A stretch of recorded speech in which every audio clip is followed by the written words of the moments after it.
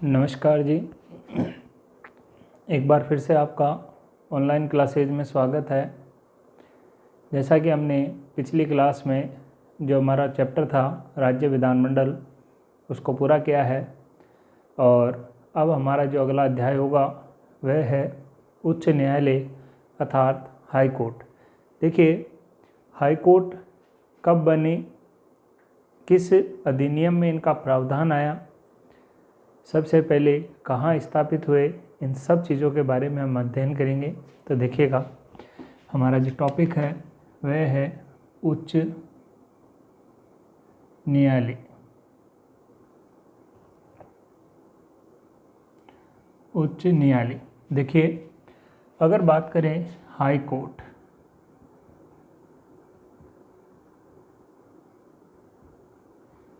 तो देखिए high court के बारे में सबसे पहले हम देखते हैं तो 1861 के अधिनियम में सबसे पहले उच्च न्यायालय के गठन का प्रावधान आया। जो 1861 के अंदर अधिनियम पारित किया गया ब्रिटिश सरकार के द्वारा, इस अधिनियम के अंदर पहली बार देश में उच्च न्यायालयों के गठन का प्रावधान लाया गया। इसी अधिनियम के अनुसार 1862 में देश में एक साथ 3 उच्च न्यायालय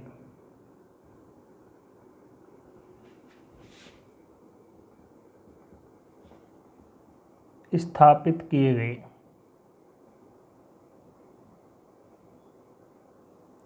एक साथ देश में 3 उच्च न्यायालय स्थापित किए गए। देखिए कौन कौन सा उच्च न्यायालय स्थापित हुआ एक साथ, तो 1862 में मानेंगे हम इनकी स्थापना 1862। एक स्थापित हुआ मद्रास में, जिसे मद्रास उच्च न्यायालय के नाम से जानते हैं। एक स्थापित हुआ कलकत्ता उच्च न्यायालय और एक स्थापित हुआ बम्बई उच्च न्यायालय। तो इसलिए बात करें हम 1862 में एक साथ देश में 3 उच्च न्यायालय स्थापित हुए। सबसे पहले मद्रास, फिर कलकत्ता और फिर उसके पश्चात बम्बई। इस प्रकार 1862 के अंदर भारत में इन 3 उच्च न्यायालयों का गठन किया गया 1861 के अधिनियम के अनुसार। इसके पश्चात देखिए हम बात करते हैं देश में कुछ अन्य उच्च न्यायालय भी स्थापित हुए, उनके बारे में भी चर्चा करते हैं। देखिए अगर हम बात करें वर्तमान की, तो वर्तमान में जो कुल उच्च न्यायालय हैं, कुल उच्च न्यायालय हैं, उनकी संख्या है 25। यानी कि देश में वर्तमान में कुल उच्च न्यायालयों की संख्या है 25। अभी मैंने बताया भारत के सबसे प्राचीनतम उच्च न्यायालय 1862 में स्थापना, ठीक है, और ये थे बम्बई, मद्रास और कलकत्ता। ये भारत के प्राचीन उच्च न्यायालयों के नाम से जाने जाते हैं। देश के सबसे प्राचीन उच्च न्यायालय कहलाते हैं, जिनमें 1862 में हम मद्रास उच्च न्यायालय को शामिल करते हैं। उसके पश्चात अगर हम बात करें तो बम्बई उच्च न्यायालय, और इसके बाद अगर हम बात करें तो हमारे सामने है कलकत्ता उच्च न्यायालय। देखिए हम यहीं पर अगर और उच्च न्यायालयों के बारे में देखें तो देखिए हम बात कर सकते हैं यहाँ पर उत्तर प्रदेश के उच्च न्यायालय की। तो देखिए उत्तर प्रदेश की बात करें हम यहाँ, तो उत्तर प्रदेश के लिए जो उच्च न्यायालय स्थापित हुआ वो 1866 में हुआ। तो ये उत्तर प्रदेश की बात करें तो 1866 में उत्तर प्रदेश के लिए उच्च न्यायालय का गठन हुआ।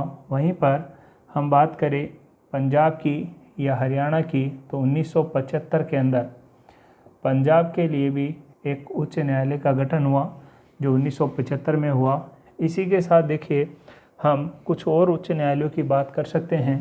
तो देखिए जिनमें बात करते हैं 2000 में 3 उच्च न्यायालय एक साथ स्थापित हुए, उत्तराखंड में, छत्तीसगढ़ में और हम बात करें झारखंड में। तो सन 2000 में 3 उच्च न्यायालय यहाँ स्थापित किए गए। और हम बात करें 2013 की, तो 2013 में फिर से देश में 3 उच्च न्यायालय स्थापित किए गए, मेघालय, त्रिपुरा और मणिपुर। इन 3 राज्यों के लिए भी असम उच्च न्यायालय से पृथक करके अलग अलग राज्यों के लिए उच्च न्यायालय की स्थापना की गई। और अगर हम बात करें देश के सबसे नवीनतम उच्च न्यायालय की, जो वर्तमान में सबसे नवीनतम उच्च न्यायालय हैं, अगर उसकी बात करें तो देश का सबसे नवीनतम उच्च न्यायालय, सबसे नवीनतम उच्च न्यायालय की बात करें तो वर्तमान में है आंध्र प्रदेश राज्य के लिए स्थापित किया गया है। आंध्र प्रदेश के लिए वर्ष 2019 में यह स्थापित किया गया है। तो इस प्रकार सबसे नवीनतम देश का उच्च न्यायालय अगर पूछा जाए तो हम आंसर करेंगे आंध्र प्रदेश। और इसी के साथ देखिए हमारे देश में कुल उच्च न्यायालयों की संख्या 25 हो गई, कुल उच्च न्यायालय। तो अगर पूछा जाए वर्तमान में देश में कुल कितने उच्च न्यायालय हैं तो 25 है। सबसे नवीनतम उच्च न्यायालय अगर पूछा जाए तो हम आंसर करेंगे आंध्र प्रदेश 2019। इसके बाद देखिए हमारे सामने समस्या यह है कि हमने देखा कि हमारे देश के अंदर अगर हम बात करें तो देश में वर्तमान में 28 राज्य हैं, वह 8 केंद्र शासित प्रदेश है। 8 केंद्र शासित प्रदेश है। तो अगर हम देखें तो 28 + 8 तो हमारे सामने आंकड़ा आता है 36। यानी कि कुल हमारे देश में जो केंद्र शासित और राज्यों की संख्या देखी जाए तो 36 है। वहीं पर हम बात करें, ये है राज्य, ये है आपके केंद्र शासित प्रदेश। अगर हम बात करें राज्यों में उच्च न्यायालय की, तो देखिए उच्च न्यायालयों की संख्या रह गई 25। यानी कि 36 में से अभी तक केवल 25 में ही उच्च न्यायालय स्थापित हुए हैं। अर्थात अभी अभी तक 11 स्थानों पर उच्च न्यायालय स्थापित नहीं हुए हैं। अर्थात 6 केंद्र शासित प्रदेश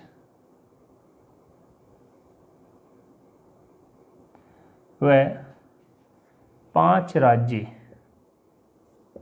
इनके पास में अभी स्वयं का उच्च न्यायालय नहीं स्थापित हुआ है। अर्थात हम कह सकते हैं कि देश में कुल 11 राज्यों के पास में उच्च न्यायालय नहीं है। अर्थात 6 केंद्र शासित प्रदेश और 5 राज्यों के पास स्वयं का उच्च न्यायालय नहीं है। देखिए बात करें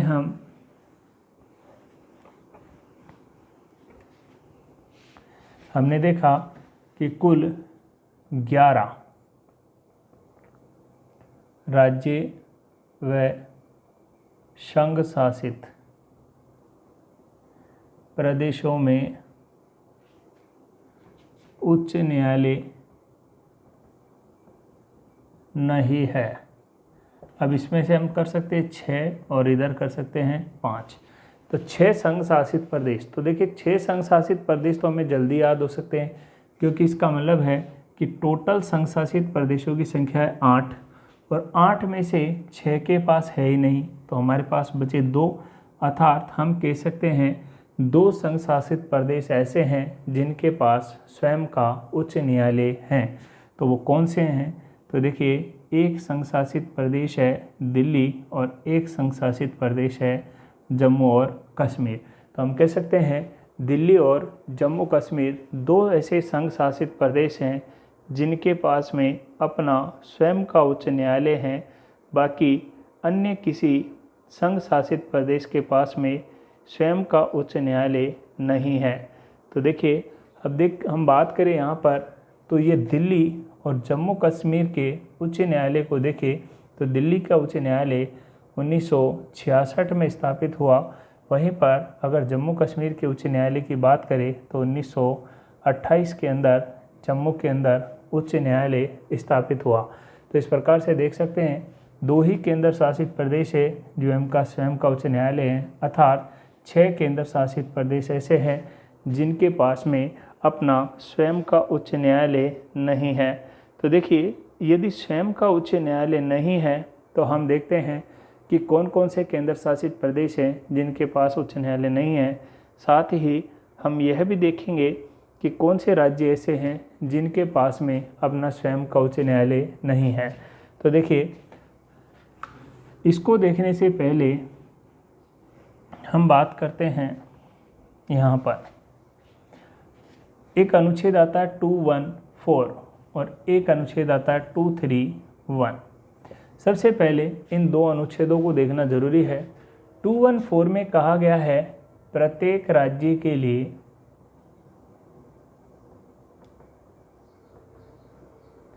एक उच्च न्यायालय होगा।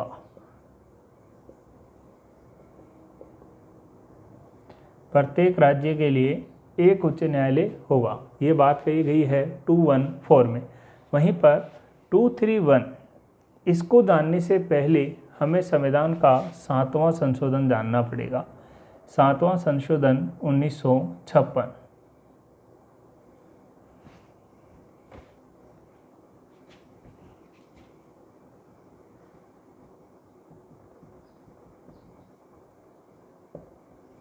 सातवां संविधान संशोधन 1956। देखिए, इस 7वें संविधान संशोधन 1956 में प्रावधान किया गया, यदि किसी राज्य के पास में स्वयं का उच्च न्यायालय नहीं है तो संसद विधि बनाकर दो या दो से अधिक राज्यों के लिए एक उच्च न्यायालय का प्रावधान कर सकती है। तो इस 231 में जो बात कही गई है वह यही कही गई है कि दो या दो से अधिक राज्यों के लिए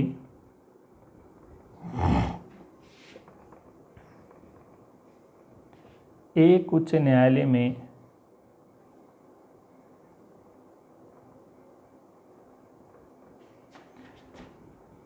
कार्य किया जा सकता है। ध्यान रखिएगा, 7वें संविधान संशोधन द्वारा प्रावधान किया गया कि यदि किसी राज्य के पास में स्वयं का उच्च न्यायालय नहीं है तो दो या दो से अधिक राज्यों के लिए एक उच्च न्यायालय भी कार्य कर सकता है। ऐसा प्रावधान अनुच्छेद नंबर 231 में किया गया है। तो अब देखते हैं कि कौन से राज्यों के पास में स्वयं का उच्च न्यायालय नहीं है, तो फिर वह किस राज्य से अपना संबंध रखते हैं। तो देखिए, हम यहाँ पर सबसे पहले बात करेंगे दमन,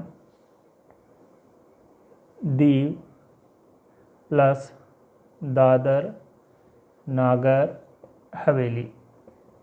एक तो यह है जिसके पास में स्वयं का हाई कोर्ट नहीं है। एक बात करें गोवा, गोवा के पास में भी स्वयं का हाई कोर्ट नहीं।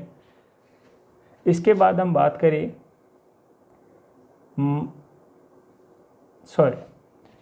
तो दो हो गए, एक गोवा एक दमन दीव। दोनों के लिए जो हाई कोर्ट कार्य करता है वह करता है बम्बई हाई कोर्ट, अर्थात महाराष्ट्र में स्थापित है। दमन दीव और दादर नागर, आपको पता है इन दोनों केंद्र शासित प्रदेशों का वर्तमान में विलय हो गया और एक आपका गोवा। इस प्रकार से ये दोनों का जो क्षेत्र आता है हाई कोर्ट वह आता है बम्बई हाई कोर्ट। इसके बाद देखिए लक्षद्वीप, लक्षद्वीप के लिए हाईकोर्ट कार्य करता है केरल में, अर्थात लक्षद्वीप का स्वयं का हाईकोर्ट नहीं है। देखिए दोस्तों, इधर वाले वह राज्य और संघ शासित प्रदेश हैं जिनके पास हाईकोर्ट नहीं है, और ये वो क्षेत्र है जहाँ पर ये कार्य करवाते हैं। इसके पश्चात देखिए बात करें अंडमान निकोबार। अंडमान निकोबार की अगर बात करें तो अंडमान निकोबार के लिए यहाँ पर हाईकोर्ट लगता है कलकत्ता। कलकत्ता हाईकोर्ट में यहाँ पर कार्य होता है। अब बात करें पुदुचेरी। पुदुचेरी के लिए जो उच्च न्यायालय कार्य करता है वह करता है मद्रास हाईकोर्ट, अर्थात तमिलनाडु में जो स्थित है। इसके पश्चात हम बात करें लद्दाख। अगर लद्दाख की बात करें तो लद्दाख के लिए जो उच्च न्यायालय काम करता है वह है जम्मू एंड कश्मीर। जम्मू कश्मीर में लद्दाख के लिए कार्य करता है। वहीं पर हरियाणा और चंडीगढ़ की बात करें तो इन दोनों के लिए जो उच्च न्यायालय कार्य करता है वह है पंजाब। पंजाब उच्च न्यायालय के अंदर इनका कार्य किया जाता है। तो देखिए 1 2 3 4 5 6 7 8 8 राज्य तो हमारे सामने है जिनका स्वयं का हाईकोर्ट नहीं है। तो आपने देखा दमन दीव और गोवा दोनों बम्बई में, लक्षद्वीप के लिए केरल, अंडमान निकोबार के लिए कलकत्ता हाईकोर्ट, वहीं पर पुदुचेरी के लिए मद्रास और लद्दाख के लिए जम्मू कश्मीर और हरियाणा और चंडीगढ़ के लिए पंजाब उच्च न्यायालय के अंदर कार्य किया जाता है। इसके पश्चात देखिए एक और है, अगर हम बात करें हमारे सामने हमने देखा तो एक है अरुणाचल प्रदेश,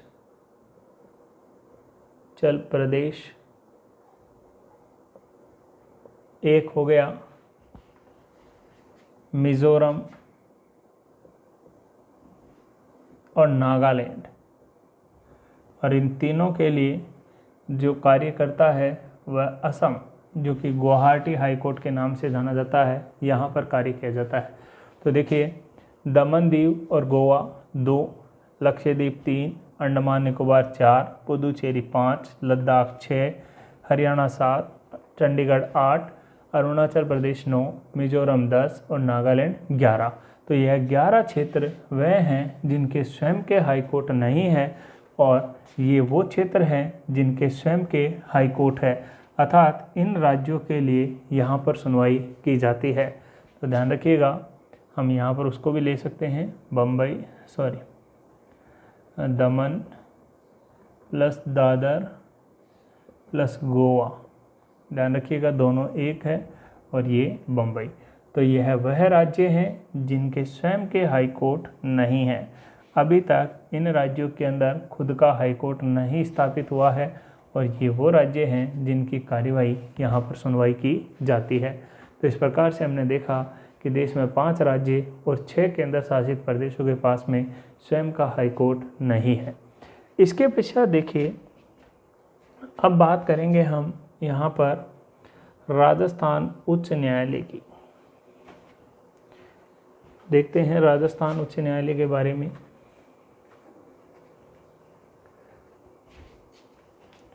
राजस्थान उच्च न्यायालय, देखिए अगर हम बात करें राजस्थान उच्च न्यायालय की, तो राजस्थान उच्च न्यायालय की जो स्थापना है वह 29 अगस्त 1949 को जयपुर में हुई थी। तो हम बात करें यहाँ पर स्थापना, तो स्थापना है 29 अगस्त 1949 जयपुर में। हम बात करें राजस्थान उच्च न्यायालय का प्रथम मुख्य न्यायाधीश, तो यहाँ देख सकते हैं प्रथम मुख्य न्यायाधीश। तो प्रथम मुख्य न्यायाधीश रहे हैं कमलकांत वर्मा। इन्हें हम के वर्मा के नाम से भी जानते हैं, कई बार शॉर्ट में आ जाता है के वर्मा। वहीं पर हम बात करें 1956 में सत्यनारायण राव समिति की सिफारिश पर यह जयपुर से जोधपुर स्थानांतरित हो गया। तो वर्तमान में जो इसका मुख्यालय है वह जोधपुर है। वर्तमान मुख्यालय जोधपुर। वर्तमान जो मुख्यालय इसका वह जोधपुर है। 1956 में सत्यनारायण राव समिति की सिफारिश पर इसे जयपुर से जोधपुर स्थानांतरित कर दिया गया। अब देखिए, बात करते हैं हम राजस्थान उच्च न्यायालय के बारे में। तो इसके वर्तमान में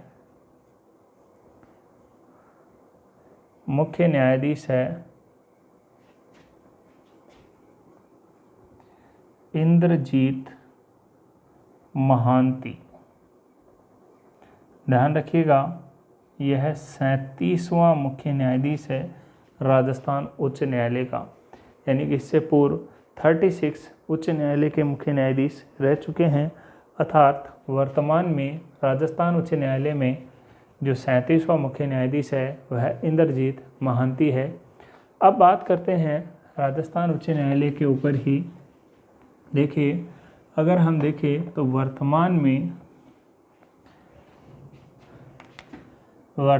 में राजस्थान उच्च न्यायालय में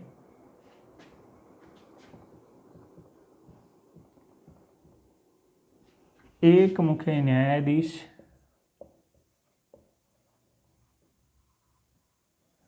व 40 अन्य न्यायाधीश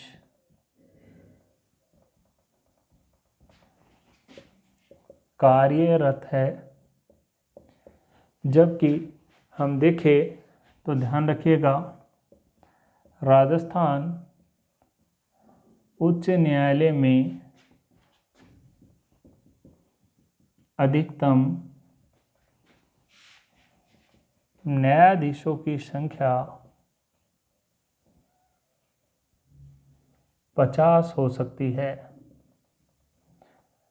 राजस्थान उच्च न्यायालय में अधिकतम न्यायाधीशों की संख्या जो हो सकती है वह 50 हो सकती है।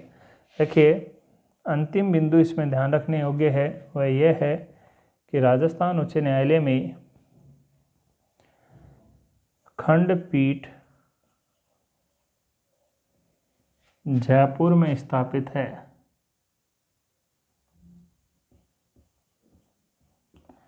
राजस्थान उच्च न्यायालय की जो खंडपीठ है वह जयपुर में स्थापित है।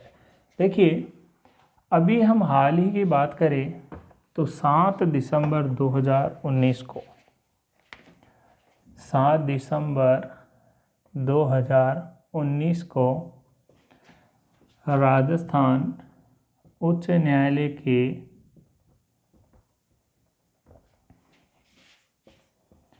नवीनतम भवन का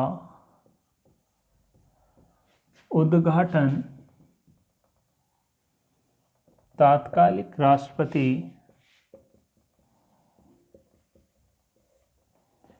रामनाथ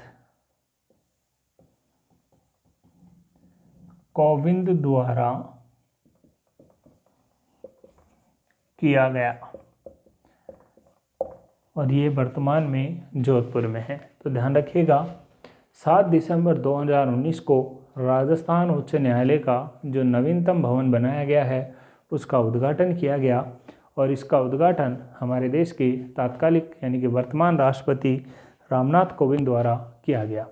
इसी के साथ दोस्तों, आज की क्लास को हम यहीं समाप्त करते हैं। हमारी जो इसकी उच्च न्यायालय की अगली क्लास है उसी के अंदर हम उच्च न्यायालय को कंप्लीट करेंगे। धन्यवाद दोस्तों।